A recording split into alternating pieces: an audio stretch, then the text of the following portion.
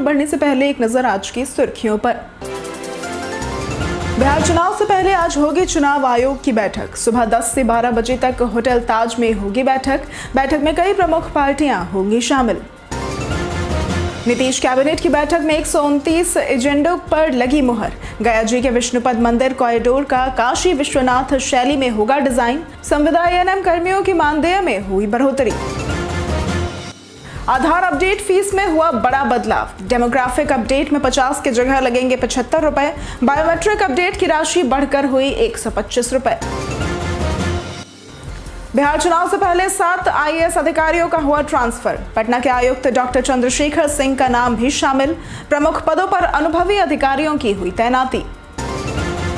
स्वस्थ नारी सशक्त परिवार अभियान के तहत करवाएं मुफ्त जांच। 17 सितंबर से 2 अक्टूबर तक चलेगा यह अभियान। गर्भवती महिलाओं के लिए प्रसव पूर्व जांच भी होगा उपलब्ध। बिहार में अब ईवीएम से होंगे पंचायत चुनाव। नीतीश कैबिनेट की बैठक में लिया गया फैसला। परियोजना पर कुल 208 करोड़ रुपए होंगे खर्च। जडेजा ने टेस्ट मैच में जड़ा शतक। 168 गेंद में बनाए नाबाद 104 रन। जडेजा और ध्रुव जुरैल ने की 206 रनों की साझेदारी। चलिए अब बढ़ते हैं अब तक की 25 बड़ी खबरों की ओर विस्तार से। एसबीआई स्पेशलिस्ट ऑफिसर के पदों पर भर्ती की बढ़ी अंतिम तारीख। स्टेट बैंक ऑफ इंडिया ने स्पेशलिस्ट ऑफिसर के 122 पदों के लिए आवेदन दोबारा शुरू कर दिए हैं। अंतिम तिथि 15 अक्टूबर तक बढ़ाई गई है। आवेदन के लिए उम्मीदवार की आयु 25 से 35 वर्ष होनी चाहिए, जिसमें आरक्षित वर्गों को छूट दी जाएगी। न्यूनतम शैक्षणिक योग्यता स्नातकोत्तर है। साथ ही बैलेंस शीट, क्रेडिट असेसमेंट और मॉनिटरिंग का कौशल आवश्यक है। चयन 100 अंकों के इंटरव्यू के आधार पर होगा। वेतन 85,920 रुपए से 1,05,280 रुपए प्रति माह है। आवेदन एसबीआई की वेबसाइट sbi.bank.in पर जाकर किया जा सकता है। सामान्य, ओबीसी, ईडब्ल्यूएस के लिए फीस 750, एससी, एसटी, दिव्यांगों को छूट रहेगी। बिहार चुनाव से पहले आज होगी चुनाव आयोग की बैठक। पटना से बड़ी खबर सामने आ रही है कि बिहार विधानसभा चुनाव से पहले 4 अक्टूबर यानी कि आज चुनाव आयोग सभी प्रमुख राजनीतिक दलों के साथ बैठक करेगा। मुख्य निर्वाचन आयुक्त पटना दौरे पर आकर सुबह 10 से 12 बजे तक होटल ताज में ये बैठक करेंगे। इस बैठक में BJP, Congress, JDU, RJD, LJP, Ramvilas, NPP, CPI, CPM, RLSP और आप समेत कई पार्टियों को बुलाया गया है। हालांकि वीआईपी मुकेश सहनी, आरएलएम उपेंद्र कुशवाहा और एचएएम जीतन राम मांझी को आमंत्रित नहीं किया गया है, जिससे सियासी हलचल तेज हो गई है। नीतीश कैबिनेट की बैठक में 129 एजेंडों पर लगी मुहर। बिहार विधानसभा चुनाव 2025 से पहले मुख्यमंत्री नीतीश कुमार ने कैबिनेट की अंतिम बैठक में 129 एजेंडों को मंजूरी दी। महत्वपूर्ण फैसलों में पटना के बांकीपुर बस स्टैंड परिसर में 5 स्टार होटल का निर्माण, गया जी के विष्णुपद मंदिर कॉरिडोर का काशी विश्वनाथ शैली में डिजाइन, राज्य कर्मचारियों और पेंशनधारियों के महंगाई भत्ते में 3% की वृद्धि जो कि अब 58% हो गई है। शहरी क्षेत्रों में संविदा एएनएम कर्मियों का मानदेय 11,500 से 15,000 रुपए और 5% वार्षिक वृद्धि शामिल है। इसके अलावा स्कूली छात्रों की स्कॉलरशिप राशि दोगुनी कर 3 अरब रुपए का प्रावधान भी किया गया है। बिहार चुनाव से पहले 7 आईएएस अधिकारियों का हुआ ट्रांसफर। बिहार चुनाव से पहले सामान्य प्रशासन विभाग ने 7 सीनियर आईएएस अधिकारियों का ट्रांसफर किया है। इसमें सबसे प्रमुख नाम पटना के आयुक्त डॉक्टर चंद्रशेखर सिंह का है। उन्हें अब मुख्यमंत्री सचिवालय का सचिव बनाया गया है। इसके साथ ही उनके जिम्मे बिहार राज्य पुल निर्माण निगम लिमिटेड का भी प्रभार होगा और इस कदम को चुनाव से पहले प्रशासनिक ढांचे को सुदृढ़ करने और प्रमुख पदों पर अनुभवी अधिकारियों की तैनाती के रूप में देखा जा रहा है। अन्य आईएएस अधिकारियों के भी विभिन्न जिलों और विभागों में स्थानांतरण किए गए। शस्त्र लाइसेंस धारियों के पास सत्यापन का 11 अक्टूबर तक आखिरी मौका। नालंदा जिले में विधानसभा चुनाव से पहले शस्त्रों का भौतिक सत्यापन अनिवार्य कर दिया गया है और ये कदम फर्जी लाइसेंस और हथियारों के आपराधिक उपयोग को रोकने के लिए उठाया गया है। डीएम कुंदन कुमार ने बताया कि जिन लाइसेंस धारियों ने अब तक वेरिफिकेशन नहीं कराया है उन्हें अंतिम अवसर दिया जा रहा है। 4 से 11 अक्टूबर तक थाना स्तर पर सत्यापन होगा, अन्यथा लाइसेंस रद्द कर शस्त्र जब्त कर लिए जाएंगे। 4 से 7 अक्टूबर तक जिले के कई थानों में और 8 से 11 अक्टूबर तक अन्य थानों व ओपी में ये प्रक्रिया पूरी की जाएगी। सीएम नीतीश ने छात्रवृत्ति की राशि की दोगुनी। बिहार विधानसभा चुनाव से पहले मुख्यमंत्री नीतीश कुमार ने छात्रों के लिए बड़ी घोषणा की है। सरकार ने मुख्यमंत्री बालक व बालिका छात्रवृत्ति योजना की वार्षिक राशि दोगुना कर दी है। ये योजना 2013 से कक्षा 1 से 10 तक के सभी सरकारी और सरकारी मान्यता प्राप्त स्कूलों के छात्रों को पढ़ाई में मदद के लिए चल रही है। नई बढ़ी हुई छात्रवृत्ति दरें इस प्रकार है: कक्षा 1 से 4 के लिए 1200 रुपए, कक्षा 5 से 6 के लिए 2400 रुपए और कक्षा 7 से 10 के लिए 3600 रुपए है। ये कदम विद्यार्थियों को शिक्षा के प्रति प्रेरित करने और आर्थिक सहायता देने के उद्देश्य से उठाया गया है। आधार अपडेट फीस में हुआ बड़ा बदलाव। आधार कार्ड भारत में सबसे ज्यादा इस्तेमाल होने वाला डॉक्यूमेंट है, जिसकी लगभग 90% आबादी के पास मौजूदगी है। कई बार आधार में नाम, पता, जन्म तिथि, मोबाइल नंबर या ईमेल जैसी जानकारी गलत दर्ज हो जाती है, जिसे UIDAI के माध्यम से अपडेट किया जा सकता है। हाल ही में फीस में बदलाव हुआ है। डेमोग्राफिक अपडेट नाम, पता व मोबाइल और ईमेल के लिए अब 50 रुपए के बजाय 75 रुपए में होंगे। बायोमेट्रिक अपडेट की अगर बात करें तो ये फिंगरप्रिंट, आइरिस और फोटो के लिए फीस 100 रुपए से बढ़कर 125 रुपए हो गई है और अक्टूबर 2028 से ये 150 रुपए तक भी हो सकती है। अपडेट केंद्र या ऑनलाइन पोर्टल से किया जा सकता है। बिहार में अब EVM से होंगे पंचायत चुनाव। बिहार सरकार ने पंचायत चुनाव में EVM यानी कि इलेक्ट्रॉनिक वोटिंग मशीन के उपयोग का निर्णय लिया है। नीतीश कैबिनेट की बैठक में 2026 के पंचायत आम निर्वाचन के लिए multi post EVM, power pack, totaliser machine और डिटैचेबल मेमोरी मॉड्यूल की खरीद की स्वीकृति दी गई है। इसके लिए electronics corporation of India limited यानी कि ECIL हैदराबाद से खरीद की जाएगी। इस परियोजना पर कुल 208.27 करोड़ रुपए खर्च होंगे और ये कदम बिहार में लोकतांत्रिक प्रक्रिया को आधुनिक बनाने और चुनाव प्रक्रिया को तेज, पारदर्शी और सुरक्षित बनाने के उद्देश्य से उठाया गया है। बिहारी बर्थडे स्पेशल में बात होगी स्वाति शर्मा की। बिहारी बर्थडे स्पेशल में आज बात करेंगे स्वाति शर्मा की, जो एक भारतीय गायिका हैं जिन्हें फिल्म तनु वेड्स मनु रिटर्न्स के हिट गीत बन्नो तेरा स्वैगर से पहचान मिली।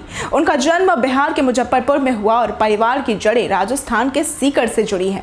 उन्होंने 7 वर्ष की उम्र से गाना शुरू किया और कोलकाता व चंडीगढ़ में संगीत शिक्षा प्राप्त की। प्रारंभिक दौर में भक्ति गीत गाने से पहचान बनी। पढ़ाई के बाद वे मुंबई चली गई, जहां तनिष्क बागची ने उन्हें बड़ा मौका दिया। 2015 का गीत बन्नो उनकी लोकप्रियता का कारण बना। 2017 में वे आईफिल टावर पर प्रस्तुति देने वाली पहली भारतीय गायिका बनी।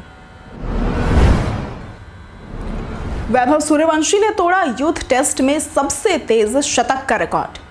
भारत अंडर 19 टीम के 14 वर्षीय बल्लेबाज वैभव सूर्यवंशी ने ऑस्ट्रेलिया अंडर 19 के खिलाफ पहले यूथ टेस्ट में 113 रन बनाकर भारत की पारी और 58 रन की जीत में अहम भूमिका निभाई। उन्होंने अपनी शतकीय पारी में 8 छक्के और 9 चौके लगाए। यूथ टेस्ट इतिहास में सबसे ज्यादा छक्के लगाने वाले बल्लेबाज बन गए।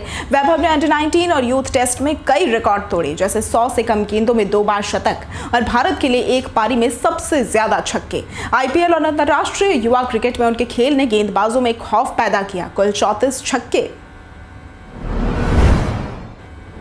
कर्मचारियों के DA में बढ़ोतरी को नीतीश कैबिनेट ने दी मंजूरी।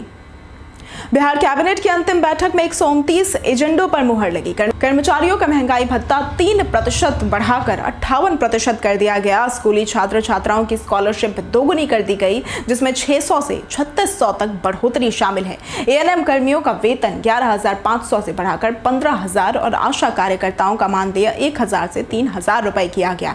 पर्यटन क्षेत्र को बढ़ावा देते हुए विष्णुपद मंदिर गया जी पर निवेश होगा। बिहार में फिल्म और नाट्य संस्थान की स्थापना को मंजूरी मिली। नए औद्योगिक पैकेज के तहत मुफ्त जमीन और निवेश को प्रोत्साहन मिलेगा।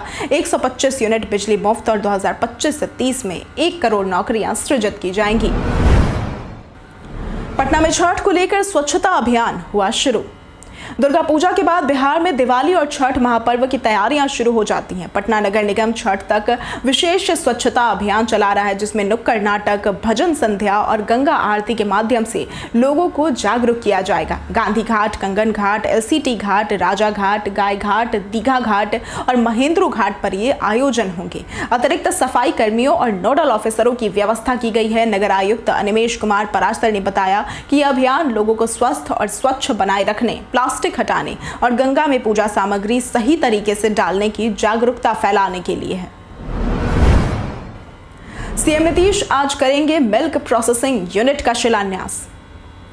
मुंगेर के लिए 4 अक्टूबर 2025 यानी कि आज का दिन ऐतिहासिक दिन साबित होगा, जब मुख्यमंत्री नीतीश कुमार मदर डेयरी के 250 करोड़ रुपए लागत वाले मिल्क प्रोसेसिंग यूनिट का शिलान्यास करेंगे। इसके साथ ही मुंगेर से सुल्तानगंज तक गंगा मरीन ड्राइव और अन्य विकास परियोजनाओं का शुभारंभ भी होगा। कार्यक्रम में उप मुख्यमंत्री सम्राट चौधरी, केंद्रीय मंत्री राजीव रंजन सिंह, राज्य मंत्री एसपी सिंह बघेल और जॉर्ज कुरियन मौजूद रहेंगे। जमालपुर के JSA ग्राउंड में जनसभा, भूमि पूजन और विकास योजनाओं का उद्घाटन होगा। व्यापक तैयारियों, सुरक्षा इंतजाम और हेलीपैड सहित व्यवस्थाओं के साथ ही आयोजन क्षेत्र में औद्योगिक विकास और रोजगार के अवसर लाएगा। स्टाइपेंड मामले में देरी से अधिवक्ता आंदोलन की बढ़ी आशंका। बिहार सरकार द्वारा नए अधिवक्ताओं को प्रतिमाह 5,000 रुपए स्टाइपेंड देने की घोषणा के बावजूद अभी तक गजट अधिसूचना जारी नहीं की गई है, जिससे अधिवक्ताओं में नाराजगी व्याप्त है। एडवोकेट्स एसोसिएशन के पूर्व अध्यक्ष व वरिष्ठ अधिवक्ता योगेश चंद्र वर्मा ने कहा कि यदि चुनाव आचार संहिता लागू होने से पहले अधिसूचना जारी नहीं हुई तो अधिवक्ता आंदोलन करने पर मजबूर होंगे। उन्होंने बताया कि स्टाइपेंड से नए अधिवक्ताओं को आर्थिक चुनौतियों में राहत और आत्मविश्वास मिलेगा और कई युवा वकालत को अपने करियर का केंद्र बनाएंगे। इससे अधिवक्ता समाज के हर वर्ग को मजबूती मिलेगी। आज से चेक क्लियरिंग सिस्टम होगी फास्ट। RBI 4 अक्टूबर 2025 से चेक क्लियरिंग सिस्टम को फास्ट बनाने जा रहा है और अब चेक जमा करने के बाद 2 दिन इंतजार की जरूरत नहीं होगी, बल्कि पैसा कुछ घंटों में ही अकाउंट में आ जाएगा। नया सिस्टम मौजूदा चेक ट्रंकेशन सिस्टम पर आधारित है, जिसमें चेक की स्कैन कॉपी सीधे क्लियरिंग हाउस और पेमेंट बैंक को भेजी जाएगी। पहले चरण 4 अक्टूबर से 3 जनवरी में शाम 7 बजे तक बैंक को कंफर्मेशन देना होगा, अन्यथा चेक ऑटो पास होगा। दूसरे चरण 3 जनवरी 2026 से बैंक को 3 घंटे में चेक पास करना होगा और 1 घंटे में पैसा अकाउंट में डालना होगा। इससे ग्राहकों को तुरंत लाभ मिलेगा। जाने आज कैसा रहेगा बिहार के मौसम का मिजाज। दशहरा पर हुई बारिश के बाद मौसम विभाग ने बिहार में अगले 48 घंटों के लिए चेतावनी जारी की है। विभाग के अनुसार राज्य के अधिकांश हिस्सों में मौसम में बदलाव होगा और अधिकतम तापमान 1 से 3 डिग्री घट सकता है। गया, कैमूर, पश्चिमी चंपारण में अत्यंत भारी बारिश, जबकि पूर्वी चंपारण, गोपालगंज, सिवान, रोहतास, औरंगाबाद व नवादा में अति भारी बारिश की संभावना है। बक्सर, भोजपुर, सारण, सीतामढ़ी समेत अन्य जिलों में भी भारी बारिश में गर्जन, वज्रपात और 30 से 40 किलोमीटर घंटे की रफ्तार से हवाएं चल सकती हैं। लोगों व प्रशासन को सतर्क और तैयार रहने की सलाह दी गई है। रघुनाथपुर में 105 लीटर शराब हुई बरामद। रघुनाथपुर के दया छपरा गांव में पुलिस ने गुप्त सूचना के आधार पर छापेमारी कर 105 लीटर देशी शराब बरामद की और इस दौरान शराब के अवैध धंधे में लिप्त सुमन गोंड को गिरफ्तार किया गया। थाना अध्यक्ष सह इंस्पेक्टर विजय कुमार चौधरी के अनुसार सूचना मिली थी कि सुमन गोंड ने एक स्थान पर भारी मात्रा में शराब छिपा रखा है। पुलिस ने जांच कर शराब जब्त की और आरोपी के खिलाफ प्राथमिकी दर्ज कर उसे जेल भेज दिया। पुलिस ने कहा कि शराब के अवैध कारोबार के खिलाफ अभियान जारी रहेगा और दोषियों पर सख्त कार्रवाई होगी। गुजरात मॉडल लागू कर बिहार में भाजपा ने अपनाई नई रणनीति। बिहार में विधानसभा चुनाव की तारीखें जल्द घोषित हो सकती हैं। दोनों प्रमुख गठबंधनों में सीट शेयरिंग की बातचीत अंतिम चरण में है। जनता में लंबे समय से कार्यरत विधायकों और मंत्रियों के प्रति नाराजगी बढ़ी है।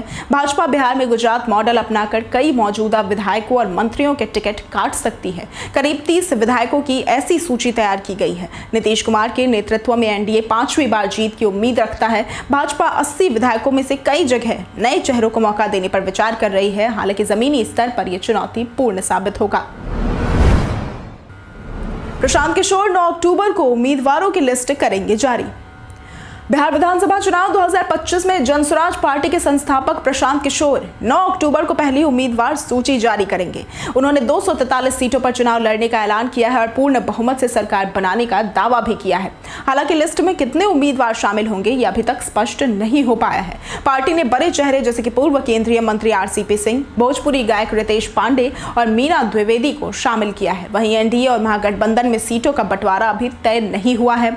दशहरा तक इसकी घोषणा की उम्मीद थी। जडेजा ने टेस्ट मैच में जड़ा शतक। रविंद्र जडेजा ने भारत और वेस्टइंडीज के बीच अहमदाबाद टेस्ट में शतक जमाया। 168 गेंद में नाबाद 104 रन बनाकर टीम को 5 विकेट पर 445 रन तक पहुंचाया। जडेजा और ध्रुव जुरेल ने 5वें विकेट के लिए 206 रन की शानदार साझेदारी की। जुरैल ने टेस्ट करियर का पहला शतक पूरा किया। जडेजा ने 75 गेंद में अर्धशतक बनाते हुए 4 छक्के लगाए और टेस्ट में सर्वाधिक 6 लगाने में धोनी को भी पीछे छोड़ दिया। यह जडेजा का 2025 का दूसरा शतक है और उन्होंने विंडीज के खिलाफ एक पारी में 2 बार 5 छक्के लगाने का रिकॉर्ड धोनी के साथ साझा किया। कई कारणों से दर्ज है भारत के इतिहास में आज की तारीख। 4 अक्टूबर 1977 को भारत के विदेश मंत्री अटल बिहारी वाजपेयी ने संयुक्त राष्ट्र महासभा की बैठक को हिंदी में संबोधित किया। हिंदी में दिया गया यह पहला संबोधन था।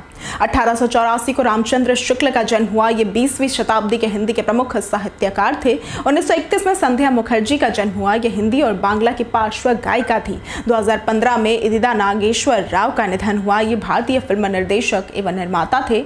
1979 में कस्तूरी बाई का जन्म हुआ। ये प्रसिद्ध भारतीय कवयित्री थी जो माखनलाल चतुर्वेदी की बहन थी। राष्ट्रीय अखंडता दिवस, विश्व पशु कल्याण दिवस भी आज ही के दिन मनाया जाता है। भारत को सामाजिक सुरक्षा में मिला अंतर्राष्ट्रीय सम्मान। भारत को सामाजिक सुरक्षा के क्षेत्र में उत्कृष्टता के लिए अंतर्राष्ट्रीय सामाजिक सुरक्षा संघ यानी कि ISSA अवार्ड से सम्मानित किया गया, जिससे यह दुनिया का 5वां देश बन गया। श्रम एवं रोजगार मंत्रालय के अनुसार ये पुरस्कार भारत की नीतिगत पहलों और सामाजिक सुरक्षा प्रणाली को मजबूत बनाने तथा व्यापक कवरेज सुनिश्चित करने के प्रयासों का ही परिणाम है। केंद्रीय मंत्री मनसुख मांडविया ने मलेशिया में यह अवार्ड ग्रहण किया। भारत का सामाजिक सुरक्षा कवरेज 2015 में 19% से बढ़कर 2025 में 64.3% हो गया है। इससे वैश्विक स्तर पर भारत की बढ़ती साख और समावेशी नीतियों की पहचान होती है। मकान मालिक के मनमाने नियम नहीं होते मान्य। किराएदारों के अधिकारों को लेकर कानून स्पष्ट है कि मकान मालिक बिना अनुमति या जरूरी कारण के फ्लैट में प्रवेश नहीं कर सकता। किराएदार की प्राइवेसी और मानसिक शांति की सुरक्षा करना मकान मालिक की जिम्मेदारी होती है। मकान मालिक केवल मरम्मत, सुरक्षा निरीक्षण या फिर अन्य आवश्यक कारणों से ही फ्लैट में आ सकता है और इसके लिए पहले सूचना देना भी जरूरी है। बार बार बिना अनुमति प्रवेश करना किराएदार के अधिकार का उल्लंघन है और ऐसे में किराएदार लिखित शिकायत, नोटिस या कानूनी मदद भी ले सकते हैं। विश्वास और पारदर्शिता ही मकान मालिक व किराएदार संबंध को संतुलित रखती है। मेटा के AI चैट्स का अब विज्ञापन में होगा इस्तेमाल। अब मेटा ने घोषणा की है कि 16 दिसंबर 2025 से इंस्टाग्राम, व्हाट्सएप, फेसबुक और मैसेंजर पर होने वाली AI चैट्स का इस्तेमाल पर्सनलाइज्ड कंटेंट और विज्ञापन दिखाने के लिए किया जाएगा। इसमें टेक्स्ट और वॉइस प्रॉम्प्ट से दोनों शामिल है। यूजर्स की बातचीत अब पूरी तरह प्राइवेट नहीं रहेगी और विज्ञापन टारगेटिंग का हिस्सा बनेगी। हालांकि एड प्रेफरेंसेस और फीड कंट्रोल टूल्स के जरिए कुछ हद तक विज्ञापन नियंत्रित किए जा सकेंगे। अगर कोई यूजर ये नहीं चाहता कि उनकी चैट से डेटा कलेक्शन में जाए तो मेटा AI का इस्तेमाल बंद करना ही सुरक्षित उपाय होगा। अब दोस्तों को नहीं भेज पाएंगे UPI रिक्वेस्ट।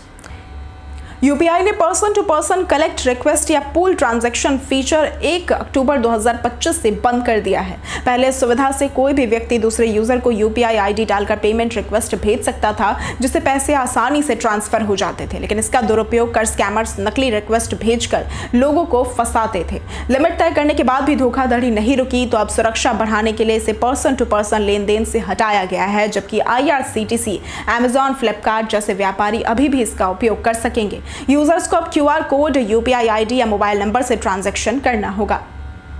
हम प्रतिदिन आपसे 5 ऐसे जरूरी सवाल और उसके जवाब बताएंगे जो कि BPSC, बिहार पुलिस, दारोगा समेत SSC जैसे अन्य प्रतियोगी परीक्षाओं में काम आएंगे। सवाल इतिहास, बिहार स्पेशल, विज्ञान, करंट अफेयर्स और भूगोल से रहेंगे। पूछे गए 5 सवालों में आपने कितना सही उत्तर दिया, यह हमें कमेंट करके जरूर बताएं। हमारा पहला सवाल है, किस शासक ने अंग को मगध में मिला लिया?